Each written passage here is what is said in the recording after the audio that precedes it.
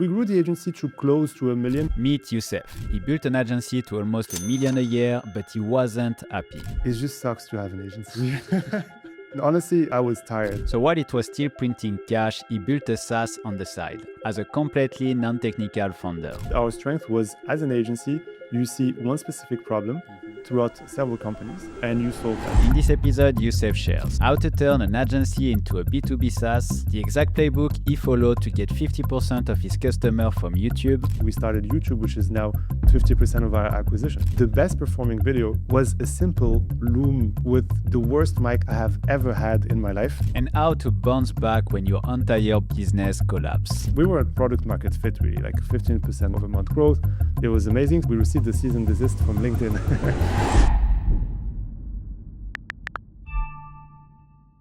Before we start, my name is Florian and I'm building my SaaS Distribb to 100K MRR. We automate SEO and AI visibility to get you customers on autopilot. I'm currently at 12K MRR, and to help me reach that goal of 100K a month, I interview founders who already made it on this channel, so you and I can steal their playbook to make it. I'm also documenting the whole journey on my vlog, so if you like this episode, please subscribe and make sure to check the other videos. So Youssef, what made you confident enough to attack such a red ocean?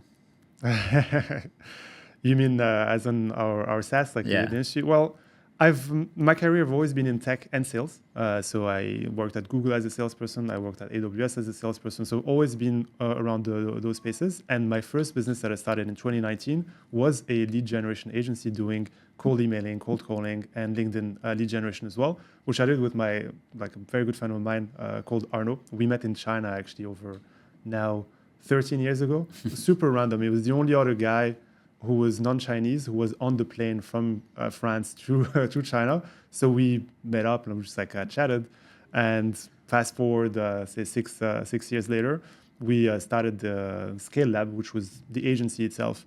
Because that was both of our experiences. And so we really, for a few years, we really narrowed down that experience. We were like, when you're an agency, you're facing several problems of different companies, and you just narrow down on these problems and you understand how to solve them at scale. And so tackling, if you want, that industry, as you said, where there's so many competitors already and it seems like it's taken, we needed to solve a problem that was not fully solved. For example, as an agency, we were always building contact lists for our clients to be able to get in touch with them, whether that's on email, LinkedIn, or phone. And at the time, you got to remember, it's still 2019, 2022. There's no AI, there's no cloud co-work, and okay, just get me those details out.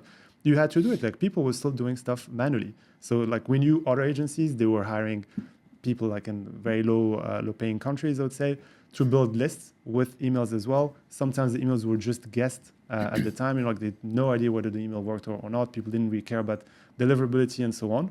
And so we didn't have a solution. At the time, the top one was called Phantom Buster. They're still around now. They were allowing you to extract leads, yes. But one, because we had a huge demand, then there was a cost alternative to be found. But then still, after you have the leads from LinkedIn, you still needed to find their emails and phone numbers. So there's no solution actually that was doing that for us. And we thought we should try at least building that internally. And so we did. And as we built it internally, obviously we were able to scale the agency thanks to that. And we thought, we're not the only ones who actually need this. That's the problem. People ask us, how do you do this? What's your stack? And we can't say we use just our internal tool. Can I use your internal tool? Well, at the moment, not really, because it's not productized, And so we decided, let's do it. Problem that we had was Arno and I were not technical, both of us. We're both true sales founders. I was the CEO, he's the chief growth officer of the agency, both running it. So we didn't have a technical background. And that was something that was always in my head because I started my career in tech. I always wanted to be in tech as well, but I'm not a developer. I totally, non-technical founder if you want, but I have an agency, it's okay. But I knew that if I wanted to build a SaaS, and that's what I wanted to build because valuations are more interesting. Also, it's a type of business that I wanted to get into more than an agency. So we had to find somebody. And for years, honestly, we've been talking to different developers. You probably have friends who are developers as well, who's been CTO here, tinkering around. We just spoke to so many, I can't even say maybe over 50 or so over the years, but never really had a match. I would say it never clicked because either the person is not from the industry or they're a little bit flaky. Yeah, I'm gonna do that on the side of my job, or I'm not so sure, etc. And one day, actually, you can still find it. I made a post on Indie Hackers explaining where we were, because I knew that our strength was, as an agency, you see one specific problem throughout several companies, and you solve that. So I was like, we have the problem, we know what we need to solve. We've already got some level of solution internally to do it, but we're not technical. We don't know how to build it. So if we have somebody who can build it, we can take care of the selling, and you, as a person who joins us, can just build it. And so I did a post like this, and we got several people reaching out. One guy in particular, his name is Charlie. He knew the industry as well. So he was a founder in south of France somewhere. So because I speak French, my co-founder is French. We get a good understanding culturally with that founder. He's from south of France. He's like, okay, I can help you guys build this.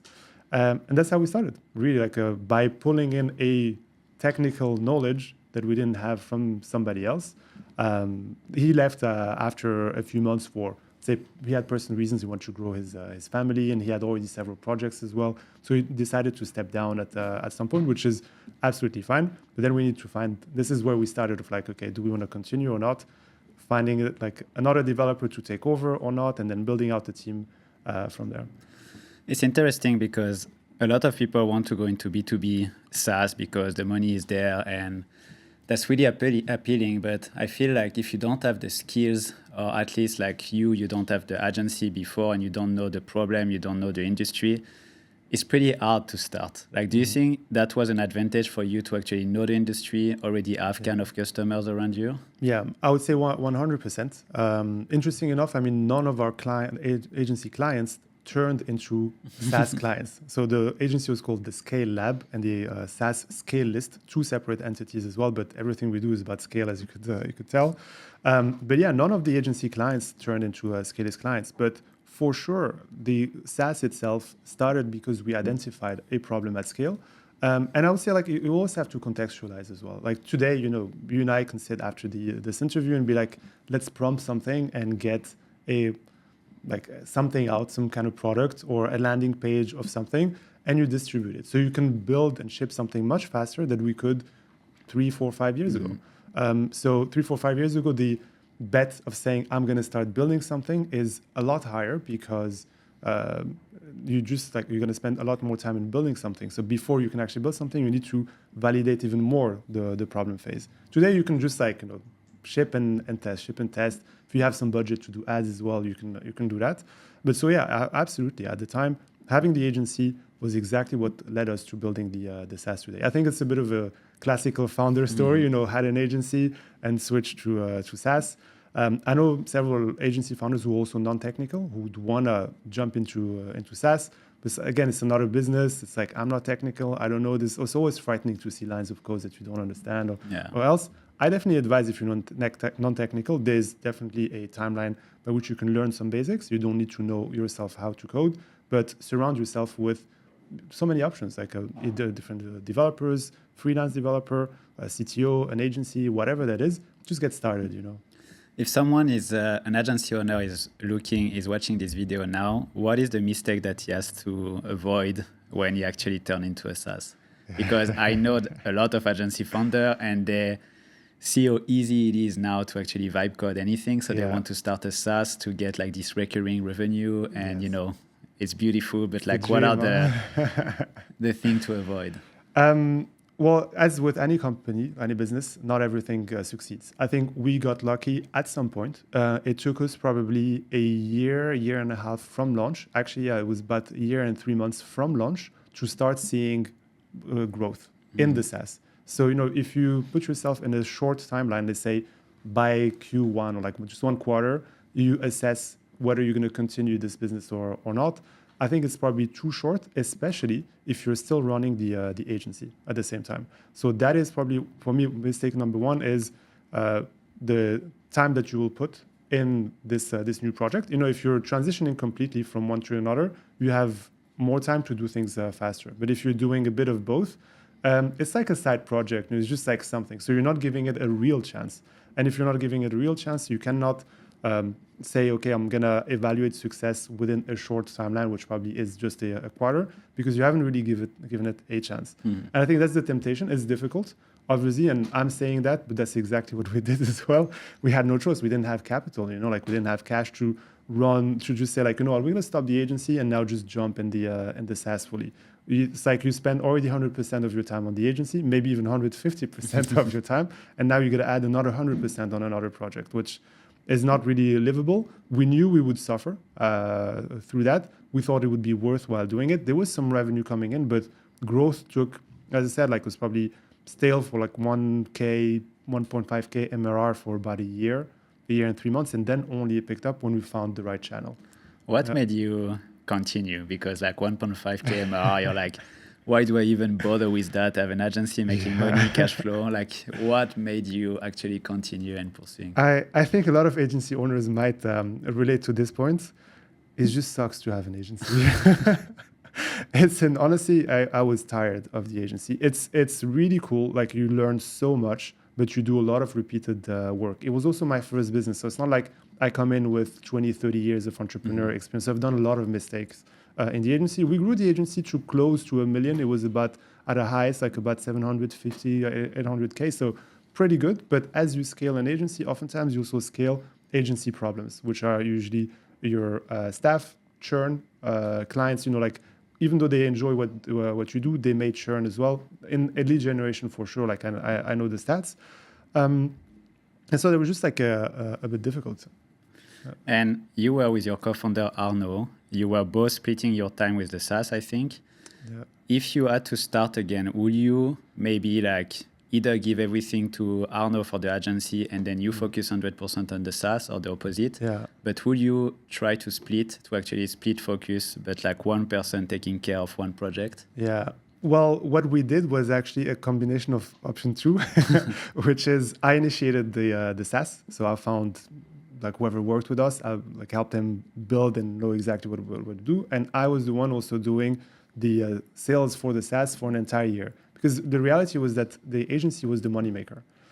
And we needed to live through that first. Arnaud was who was bringing the revenue in the agency. If he was splitting time on the SaaS, we'd fall a higher risk. This is it's a risk-reward kind of situation, which shows that, okay, Arnaud, you continue focus bringing in money on this. I continue running the business and the team, finding potentially even somebody to replace me as COO, CEO of the business, while I also do the marketing for the SaaS. Because if we both, if he splits his time and it's not succeeding, which wasn't for about a year or so, we would have fallen the risk to actually close down the agency and not be able to continue the SaaS as well. Some people will say, okay, I would still do it. My advice would be, yes, definitely split the responsibilities, for sure. The reality is always oftentimes different, depending on what problems you have. You always get what I said earlier, agency sucks. I exaggerate. Of course, it's cool in many ways. And if I had to do it again, I would do it again, because that allowed me to learn so much about the business model, about the problem, and so on. But you're struggling also with always issues of cash flow, so it's slowing you down for other things. There is this kind of trend right now. I see, I always forget his name, Eric Orizu, I think, on X. Yeah. He's often talking about the service as a software. So instead of software as a service as a software, which means that you have an agency and you productize it with a SaaS. Is it something that you're building or you want to build to have a kind of a sales team for the agency that actually sell the SaaS?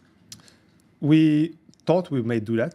In fact, we sold the agency last year in September, so I'm not involved in the agency anymore. The point of selling it was also we want to recover 100% of our time to focus on the SaaS. We had hired last year a manager, so an MD, to run the agency, so we could focus on the SaaS.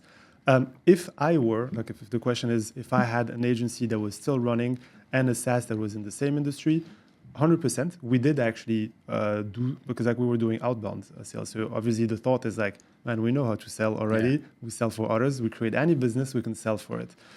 In fact, this is probably different for very different businesses. For the SaaS, so scalers that we run, outbound was not working at all. because that's what that was the principle in the beginning. Man, we start any business, we can just blast emails, LinkedIn, do cold calls, and we're going to grow the business right away. It didn't work at all. Like Why? that was not the right channel actually for this business.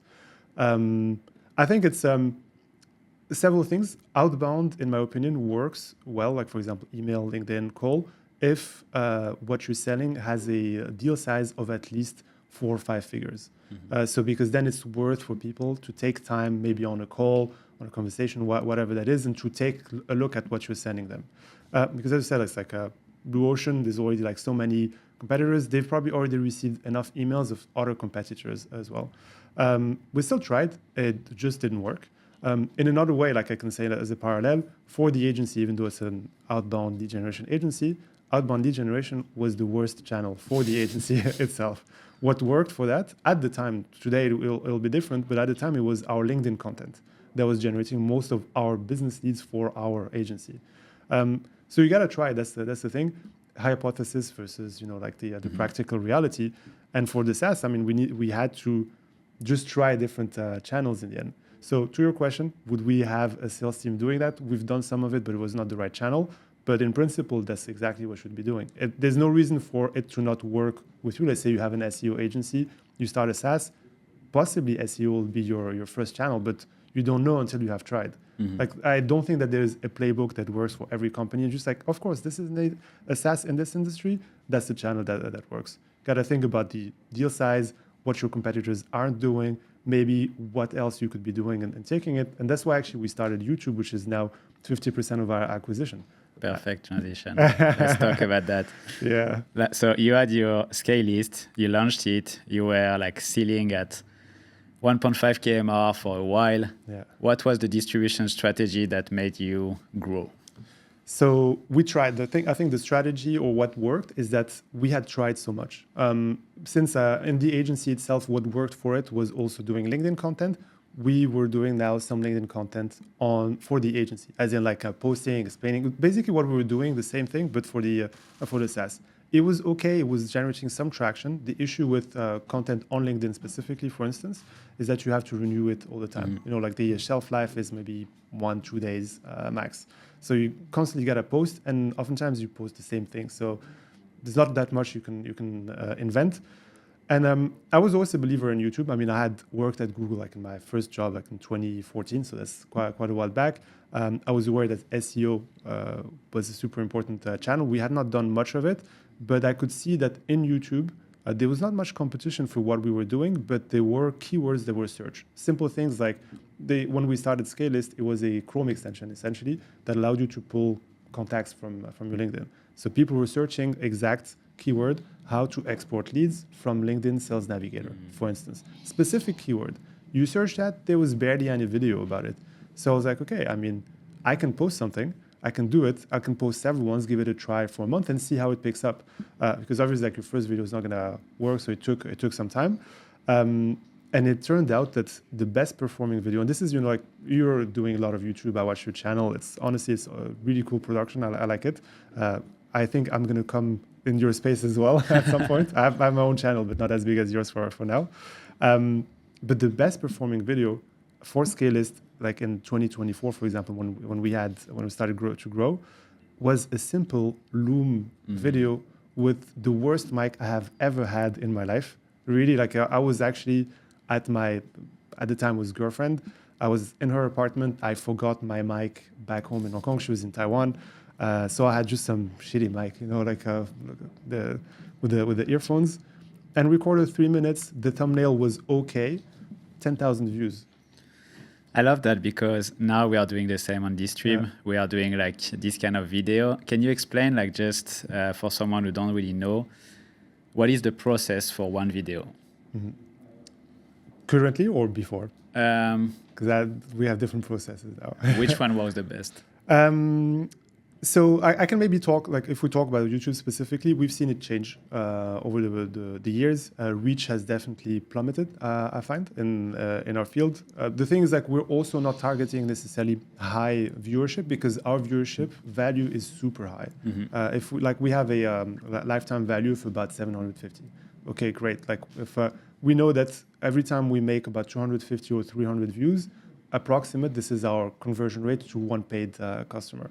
So we're like, that's fine. We can invest enough to reach those views. We haven't done ads yet. Definitely no promotions.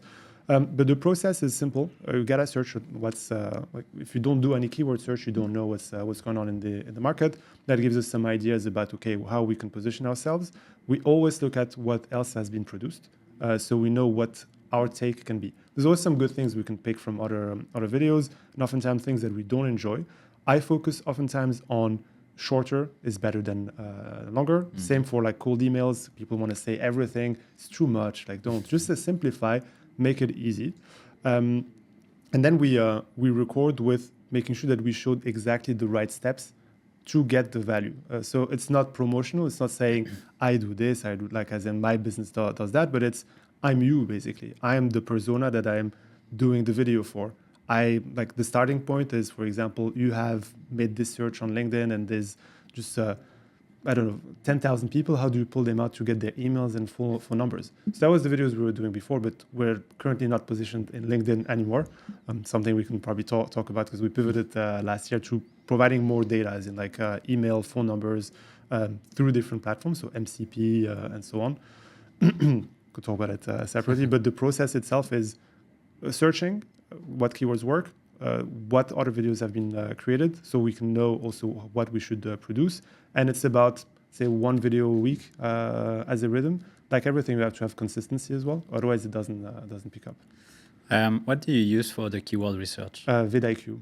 vidIQ? Yeah. And how do you record it? You say it's a Loom, but do you use any tool like, for example, Miro or something? Yeah, we use Tela. Tela.tv, so it's similar to Loom. I think I like the way their app is done. You can split different sections in your videos, so 2 different takes. You can move them around as well, which you can't really do on Loom. Loom, I think we still use Loom, but like for internal work. And Tela has been doing good. Our first ever videos were not edited. Literally, it was a Loom video just posted. It worked. It's just as we grew, we thought, okay, maybe we should invest a bit more in the quality of our video because now it makes sense. Then we got an editor for that. We changed also from doing Loom to actually having it's just screen share videos mostly that we have. So one is sharing the screen and the other one is like a head face, and the editor just moves things around. I don't know if that answers your question. Yeah, of course. Yeah, perfectly. And all about SEO, because I think your strategy was mainly YouTube plus SEO, which combined work amazingly well. Yes. What was your strategy with SEO? So SEO, actually, it took us some time until we started doing it. So the way we approach it is as soon as we find a channel, let's double down on it. So we found YouTube. We didn't know that we would find a channel. There was also a time frame with Scalers where like it's been almost a year. It's still the same. Like it's tempting to be like, I still have 1,500 US coming in, and I don't do much about it, as in like it's still ongoing. But it's also not worth like repeating the same work because I'm not seeing any growth. So if we try another channel, it's still not working. Maybe we should stop at some point. We got lucky, and I think luck is always a factor in business. YouTube worked, and so for about a year and maybe a few months, we were doing YouTube only, no SEO at all. And as you said, like YouTube helps for your SEO as well. A lot of searches. I consume personally content on video, like whatever I have a problem with, I also often look at videos, and I find them also in either now the Gemini overview, the Google overview, or in suggested content too. So for SEO, we had hired an agency last year for 3 months so that was from February, March, April. They were really good. They did a great job. They're based in Portugal. So they helped us. Our thing was, we got to grow our top of the funnel because we know our conversion rates, so we got to go for that. They did a great job, but we had to stop with them. Not because of their work at all, but because we received the cease and desist from LinkedIn, which forced us to stop any marketing activity, actually. And so to your question about SEO, what were we doing? We had to shift first our positioning. What are we going to be doing? What is our business gonna be like? And it was, let's say 2025, from Q2 to Q4, it was really tough to not be able to grow because we were at product market fit, really, like 15% month over month growth. It was amazing. So we didn't do much on SEO at that time. And Arnaud now is in charge of it. I said since end of last year. huge work done. We've used some AI, GEO type of SEO tools. Our approach is because we're a small team, we don't need yet a full-time SEO person, for example, but let's pull the knowledge from somebody who's more of an expert. So he works with a SEO consultant who helps him understand what we need to do and guide him and build it, because we still want to do things internally before we get a team for that. You just heard how powerful organic search is to get customers. The problem is doing SEO yourself takes months, and most founders like you don't have the time for it. That's why we built Distribb.io. We automate your SEO and AI visibility to get your product recommended by ChatGPT and Google, so you get customers from free organic traffic on autopilot. If you want to give it a try, click on the link in the description to start your 3-day free trial. Now back to the episode. And let's talk about the story. So you were saying that you were teasing a bit. So what happened? Because you were on the road to product market fit. Yeah. You thought you found it, and then you lost it. Can you tell me more? Yeah, it's an emotional roller coaster, really. Like where you start a business, obviously you have good intentions. You're optimistic and you want to grow this. So you're pushing hard. You put the long hours. Any business owner, entrepreneur can relate to that. And as soon as you see some growth, you're excited and it gives you validation about what you should be doing. When you don't have it, of course, you try more things as well. And so when you find it, like when it was the first time I'd say we found in SaaS, like in the agency, we found some form of product market fit with our communication on LinkedIn. But on the SaaS, there's something beautiful about it, which is you wake up every day, you look at your Stripe or you look at because we have a Slack channel with when people sign up, and you're like, wow, that was even more than yesterday, and even more than yesterday, and even more than yesterday. So there's that adrenaline rush of like, wow, this is amazing, it's ongoing, I'm excited. I think we didn't really get cocky, even though with my friends I was joking about I can go for a 6-month meditation retreat and nothing's going to happen. Well, the universe heard me because like we started the business also with solving a problem that salespeople have. We didn't think about terms and conditions and privacy and things like that, because all businesses that we were competing against who were much bigger than us, and we know the MRRs are like sometimes 7-8 figures, ARR, I mean. They are doing exactly what we're doing. So we're like, okay, we can tackle them. But in 2025, actually starting from late 2024, LinkedIn has hired a compliance team with a special officer to target most companies who are pulling data out of LinkedIn. The thing is, like, I understand them as well in their situation, where in their perspective, which is they have to protect themselves from LLMs who are just like pulling so much data. They are a listed company because they're part of Microsoft, so they need to show their shareholders that they're doing something against it, but they're also protecting the users' the data in a way. So I think they did a massive list of whoever was pulling some form of data from LinkedIn, people primarily, companies as well, and just like took the AK-47 and just fired at everybody. Small, like, it's the same, like for those who are in B2B SaaS and lead generation, they're like large companies that got hit, like Seamless.ai or Apollo.io. They got in there, but some much smaller companies got in the crossfire, which were probably doing 800 MRR. And we're talking about these companies that are doing millions. So it's not the same, but they just were like, okay, there's no mercy. We're just going to attack everybody. So we received that, and that meant 100% of our revenue was now all of a sudden threatened overnight. Really just you wake up. Actually, I woke up, I received a call from Arno that was on a Saturday. I was ready to go to a classical music concert with my girlfriend at the time, so that my wife. And just before going, Arno calls me and was like, did you see the email we received? I was like, what is it? And it's like, just go take a look. I look at it, like LinkedIn compliance enforcement, etc., cease and desist. So we're like, oh, shit. So I don't know if I can say that. Of course you in the can. podcast, yeah.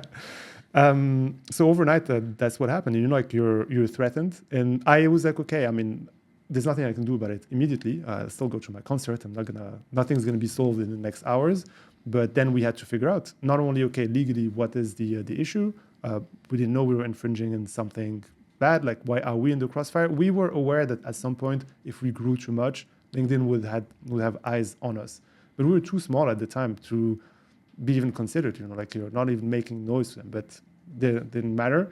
I think in a way, we'll always see that as probably a blessing in disguise, because now we're finding another pivot, which is really good for us and doesn't have the platform risk of a LinkedIn. But if it had happened when we were at, let's say, 5 million ARR or plus, and your business is 100% reliant on this, now all of a sudden it's threatened, the platform risk is way too big.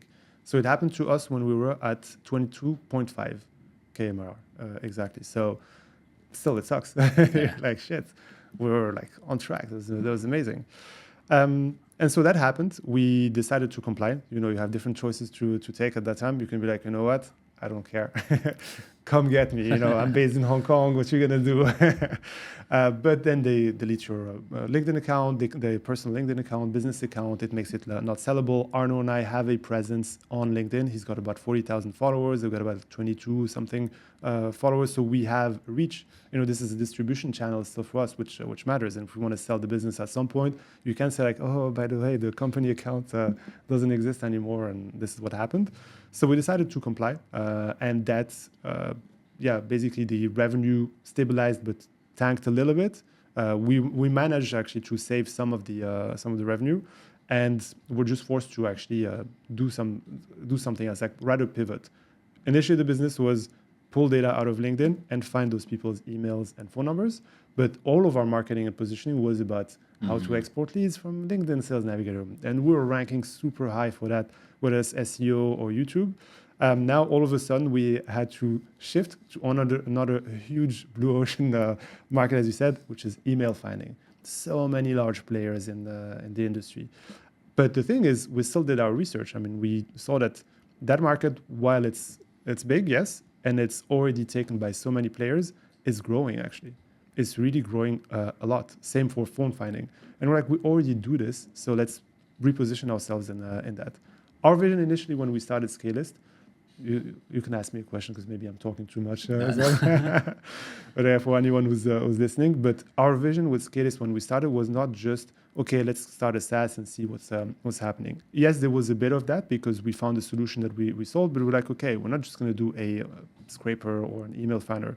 Our vision is, in the agency, we know that the problem that people have when they do sales is that they always have to renew their contact list. You know, once you reach out to people, who else you reached out? But if you reach out to people 3 months ago, maybe something has happened in their company. They've raised, they hired somebody new, they will go promoted or whatever. But the process of knowing that information comes with having to re-export that data and recheck it. So our vision with Scalist was to build the infrastructure or the foundation for any salesperson, like the number one tool where you log in, or even when you wake up in the morning, you want to check your notifications of what has changed in my total addressable market. These are all the contacts and all the companies I could be targeting right now at any given moment. And these are the reasons of why you should target them, prioritized per day, per week, kind of like a Bloomberg, like for people who are in finance, but for salespeople. So we're going towards that now. And you started as a bootstrap SaaS company. So you started by injecting also money and time from your agency. Correct. And now something happened not long ago. You got investors. Correct. Yeah. Was that part of the reason because you were going in a red ocean, or like what was the reason for that? So we started looking at fundraising as an option because if we rewind a little bit, we were running Scalab, primarily main business, which was taking 100% of our time. But we also said, let's start Scalist, the SaaS. But we don't know at the time, like whether we can make it work, whether with the time investment that I could put in, whether it would pick up or not. We were very confident with our lead generation efforts, easy. We just blast several emails, LinkedIn, and so on. It's going to work. It didn't. Like for the first 3-4 months, actually it's generating 0 results. We probably had, honestly, 1 sale out of all of the outbound we've done. So to transition from the agency to the SaaS was like, okay, it's not like the agency has hundreds of thousands in capital that we can just pour in there. We have to transition our time progressively from the agency to the SaaS. And in order to do that, you can do it immediately if you have cash, because then, okay, you just have the cash to do it. Or as your revenue grows in the agency, in the SaaS, and you reduce your time on the agency, you balance out kind of your revenue. So you have to do that progressively. That's what we did. And we thought, okay, if we want to accelerate that, we should probably look at fundraising as well, if we really want to give it a chance, because we don't know whether the SaaS may not live another month or another 2 months. It'll be safer if we have cash. And actually, if we see already growth, we can go even faster. We raised before we got the LinkedIn issue. So that was like we got the money in January 2025, and in April 2025 we got the LinkedIn season desist. What happened in So, this yeah. situation? Because you kind of raised the money knowing that you are going in one market and then Yeah. you have to shift. How did it work? Because we often say that, raising money is nice, but then you have kind of a responsibility to deliver as well. So how does it Yeah. work in this moment? It's it depends on the investors that you raise with, and I think that was an important point for us. We're like convinced about bootstrapping and not having to report to somebody. It was always the industry and field that we were in. I questioned it a little bit. I mean, I did some work in VC. Arno was in an accelerator also before, so we understand that world. Not every investor will require to take decisions on your business or change stuff. I mean, yes, we report every month, but that's reporting that's even helpful for me to know where we are, our growth, okay, what has changed, how we're planning.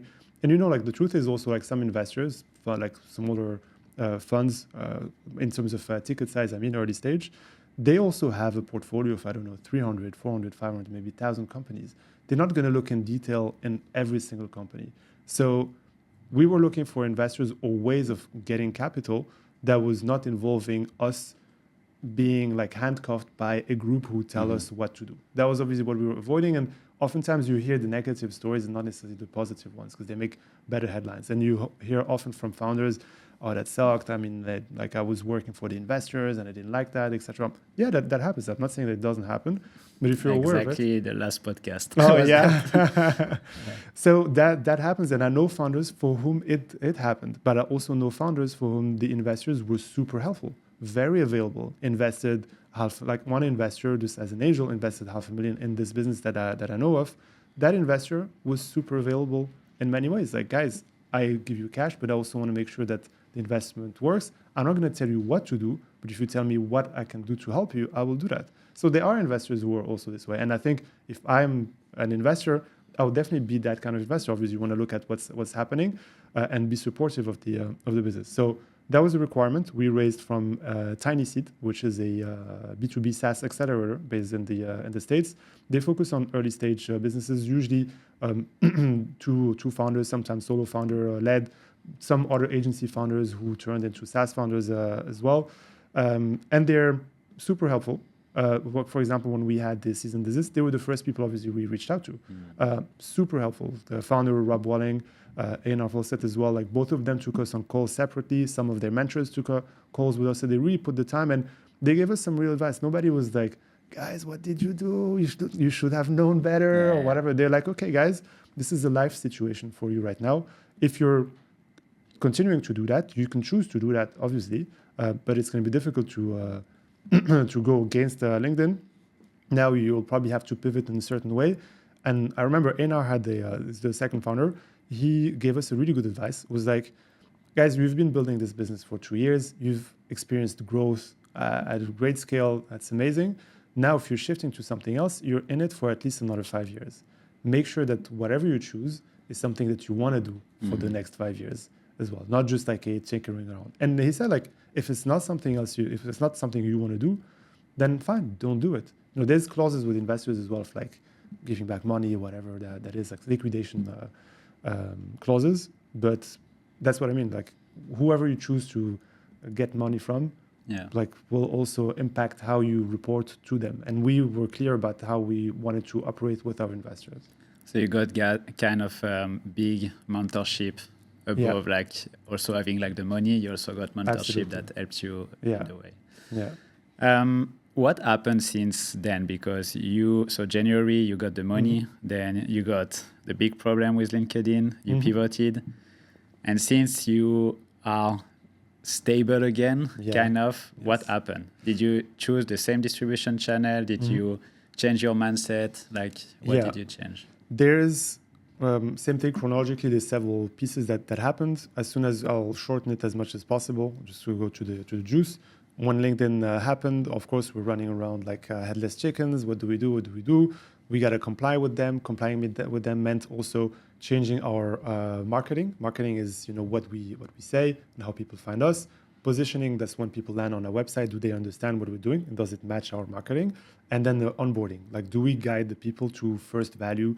As soon as they land on, like, they sign up, do they get the value for what we're offering? Before, it was super clear, marketing, how to export leads from Sales Navigator and find their emails, videos, super clear. Positioning, they land on the website, number one, LinkedIn, Sales Navigator, data extractor with emails, whatever, super clear. And onboarding was guiding them straight to that. So we had to pivot that around because we couldn't offer that anymore. We were changing it, like, and our marketing was still saying for best performing video was still how to export leads from LinkedIn Sales Navigator. So people come to the website, whatever we have on the website, you can say, I don't know, burger restaurant. People will still sign up to say, okay, I saw the video, I'm going to just create an account, And then they were like, I can't do this stuff anymore. Like, how, like, the stuff you told me on the video doesn't work. So you can imagine our support chat was just like going crazy. Arno was in charge of it at the time. So it's like, we got to find ways to go around that and pivot faster.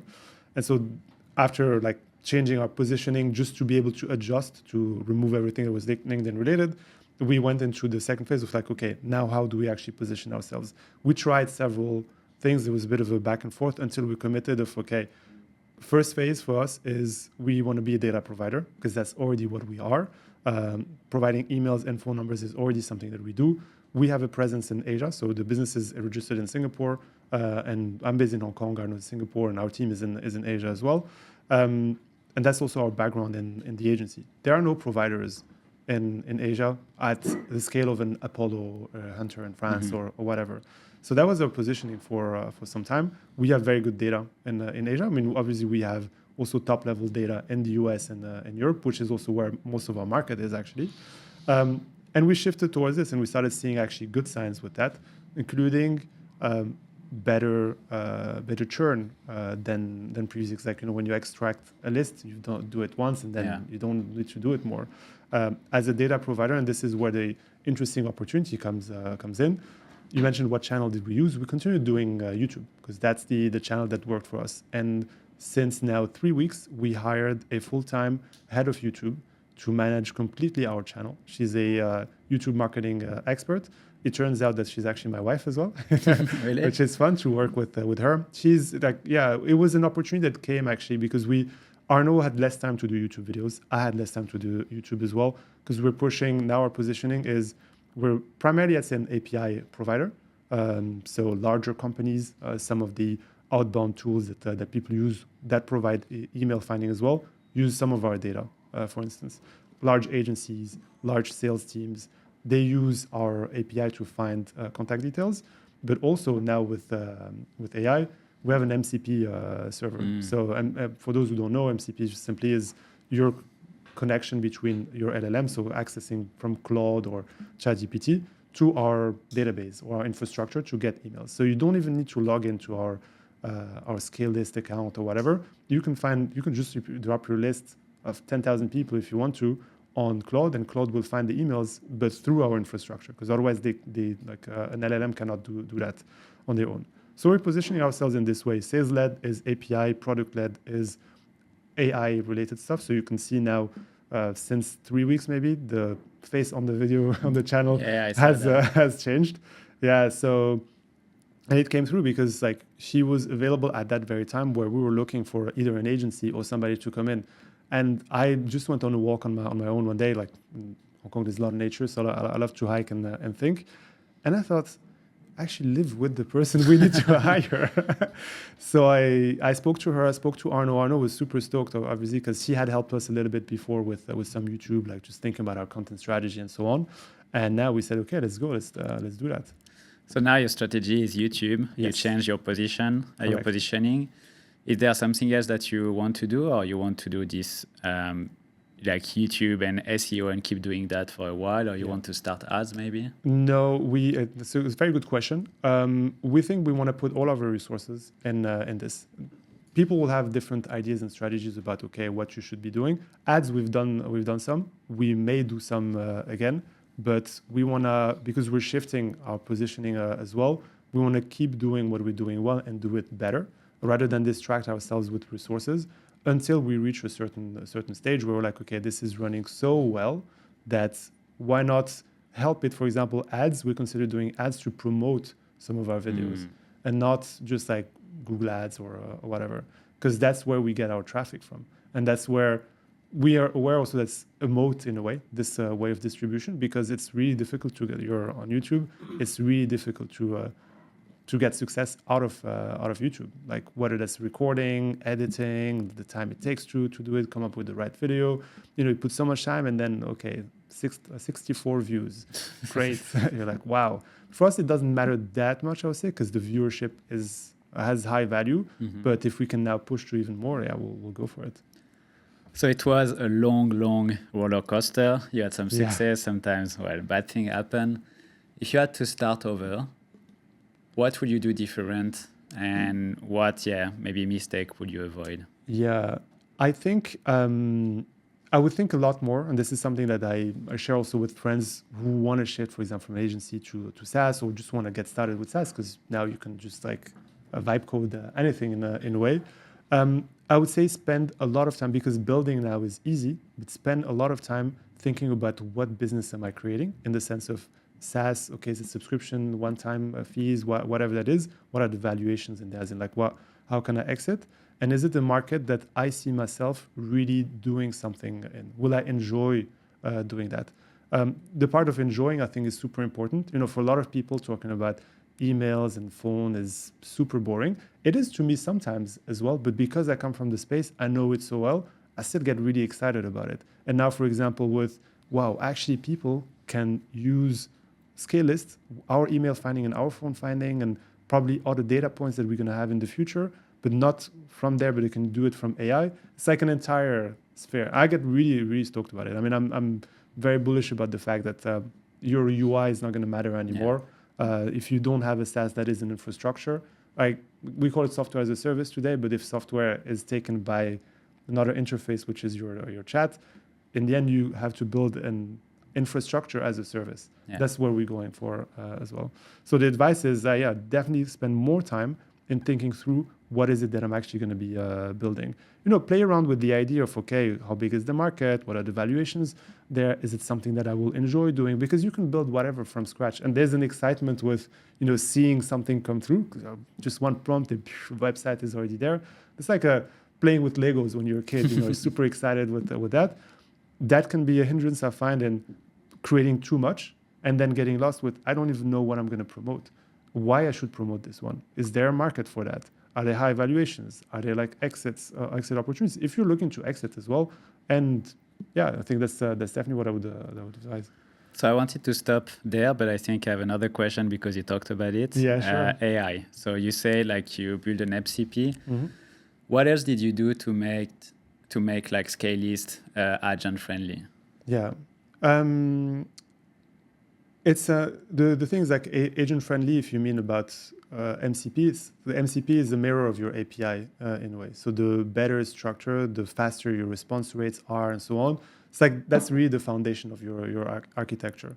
So that's really what we are like. Even today, actually, before we had the meeting, I was still again reviewing how our servers are performing. How is our database structured? Do we respond fast enough or not? That's one thing, because I think it's important that you have the right infrastructure to do that.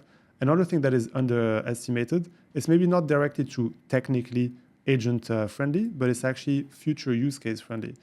We're in the business of data. So because we sell data, there's compliance measures to be taken in data. A lot of competitors, a lot of players in this sphere, when you get started, it's a high cost actually. If you don't know what to do, it's super complicated actually. I'm becoming a data compliance nerd, whether that's GDPR, CCPA, etc., because I know that this is going to be a moat. A lot of larger companies, they ask us, okay, guys, like, are you compliant with these things? We know that a lot of competitors cannot be compliant, so they will be dismissed, and we sign deals through that. So the agent friendliness, why I mentioned compliance is, one is we have the architecture that we improve all the time for any agent to be able to just, pick and use what we do, structured in a way that it's super simple and fast response. The second one being actually the data that your agent is calling up and is using from us. It's legit data. You can use it. You're not going to face any issues down the line. And that's an important thing, because like if you feed your LLM with crap, good luck. Yeah.